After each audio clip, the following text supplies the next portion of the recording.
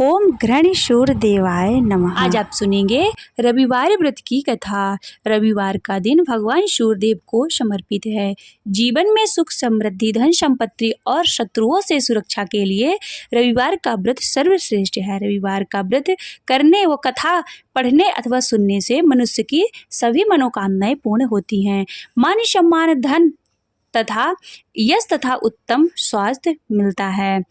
रविवार को सूर्योदय से पूर्व बिस्तर से उठकर स्नानादि से निवृत्त होकर स्वच्छ लाल रंग के वस्त्र पहने। तत्पश्चात घर के ही किसी पवित्र स्थान पर भगवान सूर्यदेव की स्वर्ण निर्मित मूर्ति या फिर चित्र स्थापित करें। इसके बाद विधि विधान से गंध पुष्प आदि से भगवान सूर्यदेव का पूजन करें।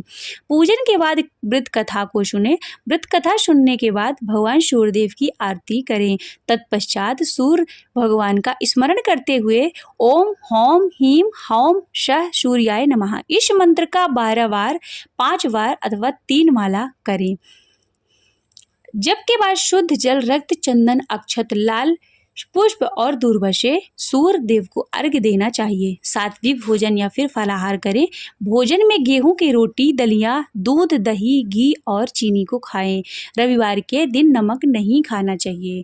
अब सुनिए रविवार व्रत की कथा। प्राचीन काल में एक बुढ़िया रहती थी। वह नियमित रूप से रविवार का व्रत करती थी। रविवार के दिन सूर्योदय से पहले उठकर बुढ़िया स्नानादि से निवृत्त होकर आंगन को गोबर से लीपकर स्वच्छ करती। इसके बाद सूर्य भगवान की पूजा करती हुई रविवार व्रत की कथा सुनकर सूर्य भगवान को भोग लगाकर दिन में एक समय भोजन करती थी। सूर्य भगवान की अनुकंपा से बुढ़िया को किसी प्रकार की चिंता एवं कष्ट नहीं था। धीरे धीरे उसका घर धन धान्य से भर गया। उस बुढ़िया को सुखी होते देख उसके पड़ोसन उससे जलने लगी। बुढ़िया ने कोई गाय नहीं पाल रखी थी, अतः वह अपने पड़ोसन के आंगन में बंधी गाय का गोबर लाती थी।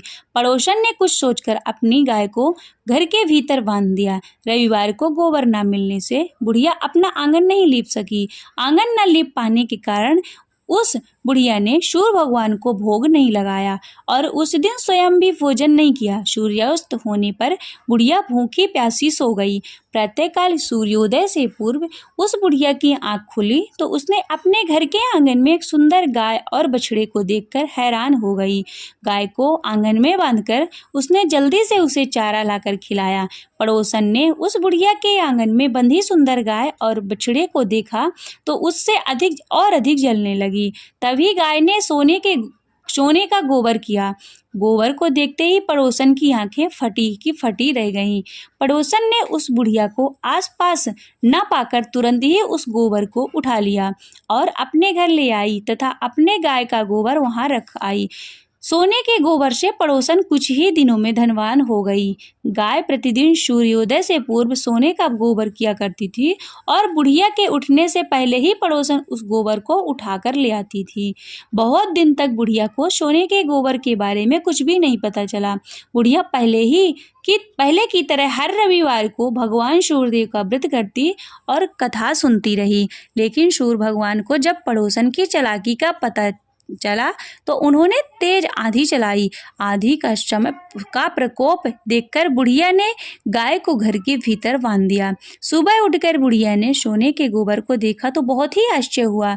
उस दिन के बाद बुढ़िया गाय को घर के भीतर बांधने लगी। सोने के गोबर से बुढ़िया कुछ ही दिन में ही बहुत ही धनी हो गई और उस बुढ़िया के घर में धनी होने से पड़ोसन बुरी तरह जल भुनकर राख हो गई और उसने अपने पति को समझा बुझाकर उसे नगर के राजा के पास भेज दिया। सुंदर गाय को देखकर राजा बहुत खुश हुआ और सुबह जब राजा ने सोने का गोबर देखा तो उसे आश्चर्य का ठिकाना न रहा।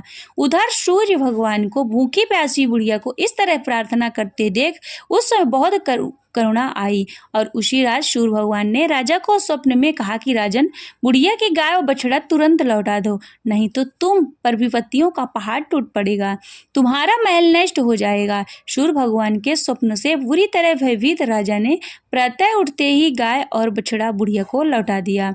राजा ने बहुत सा धन देकर बुढ़िया से अपने गलती के लिए क्षमा मांगी। राजा ने पड़ोसन और उसके पति को उसके इस दुष्टता के लिए दंड दिया और फिर राजा ने पूरे राज्य में घोषणा कराई कि सभी स्त्री पुरुष रविवार का व्रत किया करें। रविवार का व्रत करने से सभी लोगों के घर में धन धान्य से भर गए। राजतय में चारों ओर खुशहाली छा गई। स्त्री पुरुष सुखी जीवन यापन करने लगे तथा सभी लोगों के शारीरिक कष्ट भी दूर हो गए। बोलो सूर्य भगवान की जय।